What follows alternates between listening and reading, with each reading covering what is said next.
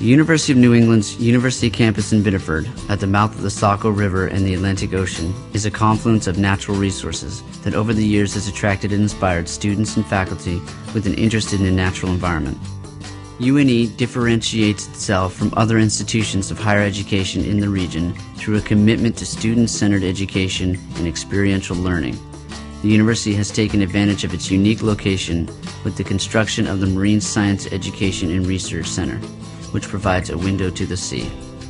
The University of New England is also developing into a significant research institution with an emphasis on biomedical, applied health, and marine science research. Welcome to the Marine Science Education and Research Center. I'm Phil Young, the director of the center, and I'm going to introduce you to our facility and some of the research that's taking place here.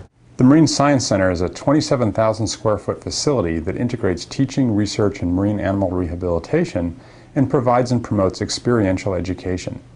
The facility is ideally located at the mouth of the Saco River, which is the fourth largest river in the state of Maine.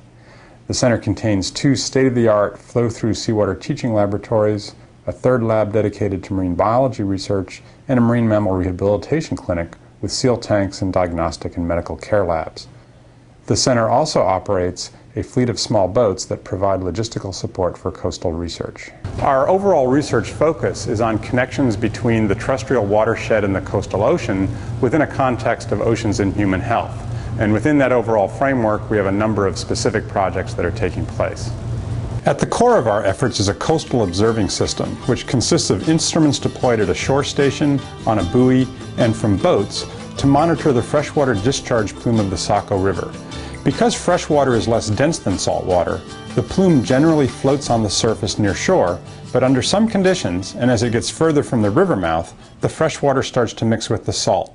So we're addressing questions such as what physical variables control the mixing and transport of the freshwater plume in the coastal ocean, and what are the consequences of that plume for nutrient flux, phytoplankton dynamics, and larval fish abundance.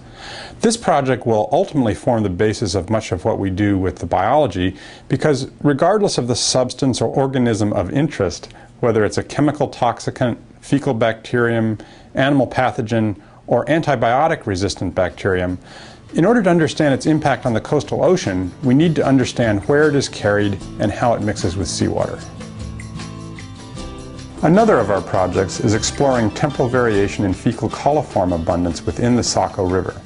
There are 11 upstream locations where human feces can enter the river, and farm animals are present throughout the upper part of the watershed. We're trying to understand patterns of fecal abundance. High fecal counts appear to occur in pulses after rainfall events, and we're also using various techniques to determine whether fecal bacteria are coming from humans or from livestock. There are health issues in either case, but the potential pathogens associated with feces will be different depending on the source. We are also looking at antibiotic resistance in E. coli in the Saco River. When seals come into our rehab facility, the E. coli in their digestive systems are typically resistant to 2 to 3 antibiotics.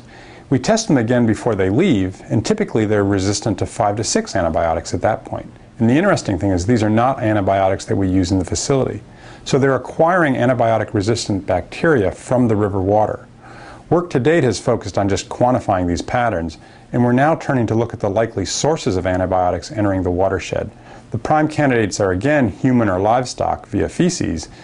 In either case, there are important implications for antibiotic usage patterns. We've been running a monitoring program aimed at detecting microbial pathogens in marine mammals.